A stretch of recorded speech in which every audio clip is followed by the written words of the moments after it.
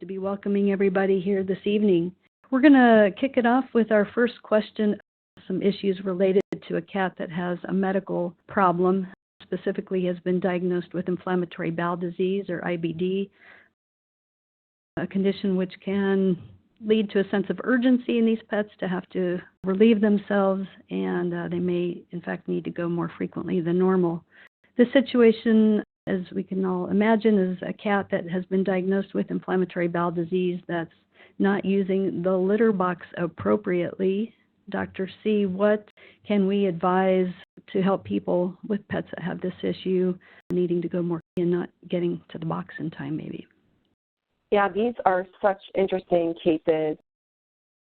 So what I love about these cases is that with multimodal care, we really can help these guys at least find a place where they feel most comfortable eliminating and help them be medically taken care of. Because sometimes people assume that if your cat has inflammatory bowel disease and urinates or defecates outside of the box, usually in inflammatory bowel disease, it's just defecation or it may be both, that there's nothing that they can do except treat the underlying illness. And the truth is, well, of course, proactive treatment of inflammatory bowel disease is critical to helping these guys urinate and defecate reliably in the areas where we want.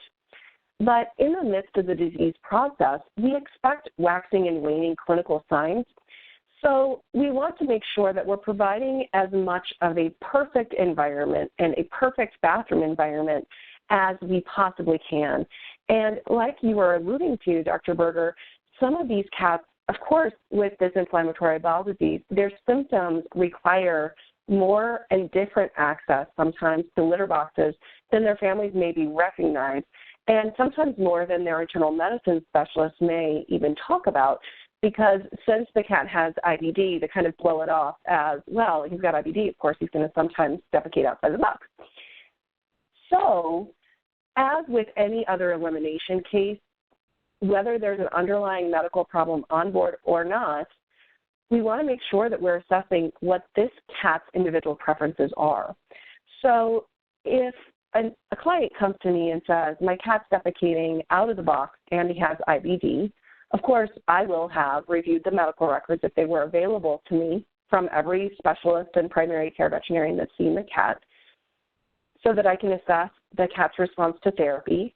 And I will be asking the client some specific questions about where the cat prefers to eliminate. How often does the cat actually use the litter box that the family has provided?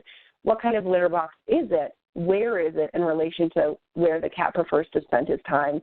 And how often he has flares of his disease, if they're related at all to stressful events in the environment, because that can also be a concern for these guys.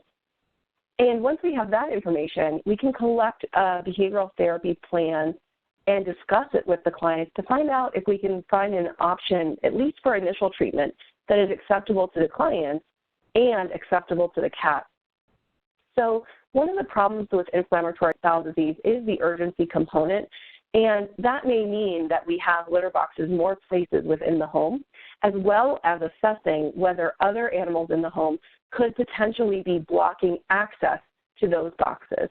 Because just like anybody else that has an elimination disorder, a lot of women understand this idea because they sometimes have an urgency to urinate. They just have to get there fast, and if they don't, they can be in trouble, which is why we have such a thriving market in Depends and other undergarments to help protect us from bladder leakages, right?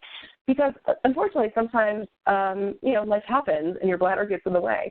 So in this case, IBD can lead these animals to have this urgency, and they need to have the availability to get to a box reliably. The second thing that can be a problem is that with IBD, you can have these voluminous, malodorous stools, and it dirties the box very, very quickly. So for those cats who are very persnickety, which many cats are, having a dirty box, especially a box that is now sort of explosively dirty, is going to be very aversive, and they'll find someplace else to defecate, if not have defecation and urination outside of the box.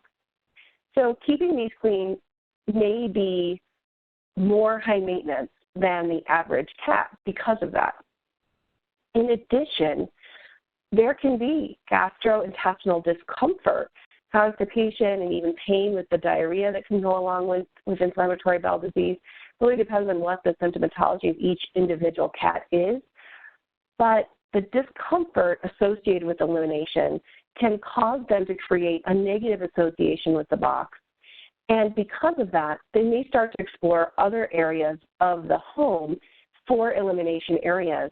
And if those areas get clean very quickly, like say a bath mat would be a great example, right? A bath mat is a self-flushing toilet for a cat. As soon as you see that it's dirty, most people pick it up and then clean it and put it back or remove it completely. But for those people that clean and put it back, they are teaching the cat this box is clean much more reliably than your actual litter box. So they can accidentally teach the cat to come to these areas that they don't prefer that the cat use simply because they're cleaning up very quickly. Now, I'm not suggesting that we don't clean areas where cats soil. Of course, that's very important. But it is important also to keep in mind that if that is what's happening, part of our issue may be cleanliness. When we have them choosing things like the bath mat or a bed or other clothes or a couch, like the horizontal aspect of the couch cushions where you put your bum, those would be classic places for cats of all sorts that have issues with their GI tracts or issues with their litter boxes to urinate or defecate. Generally, what is common about those spaces is that they are large and open and that they are soft to the touch.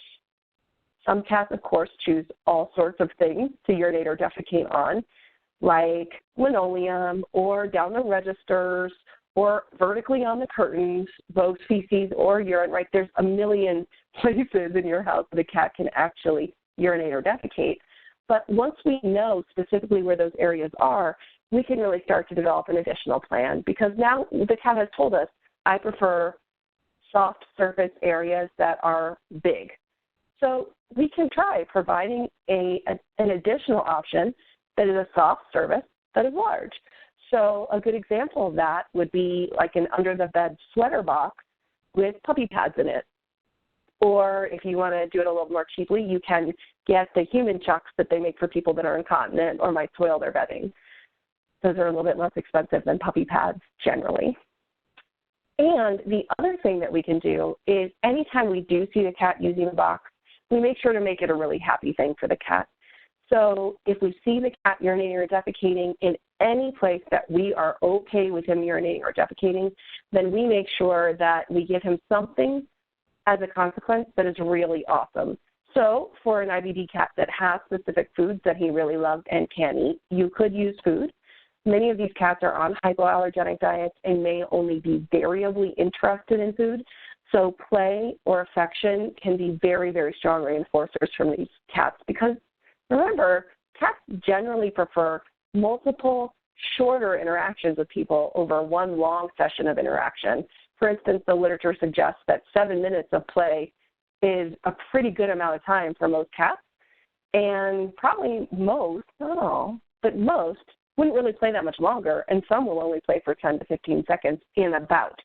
So we want to make sure that we're taking those opportunities throughout the day to reinforce the behaviors that we do like, and that would include all elimination in the box, even if the only thing that the owner knows that is going out of the box is defecation or feces. We would reinforce for urination in the box as well. And then, of course, anything that can be calming for the cat would be important. So enrichment strategies, food puzzles, making sure that we have plenty of levels available, that if there is intracat aggression, that we're proactively treating it, supplements, if it's comfortable for the internal medicine doctor, we may add something like Xylokine or Solaclin. Of course, Feel Away or Feel Away Multicat would be included in this type of treatment for these cats. So, I mean, I think there's a lot of really great ways to work on IBD cats that have litter box issues, but it is definitely sort of a special set of cats because the underlying medical problems complicate the behavioral issue that the family is having, and the behavioral issue that the family is having may actually complicate the medical problem as well because there may be some underlying emotional contexts that are making the medical issue worse.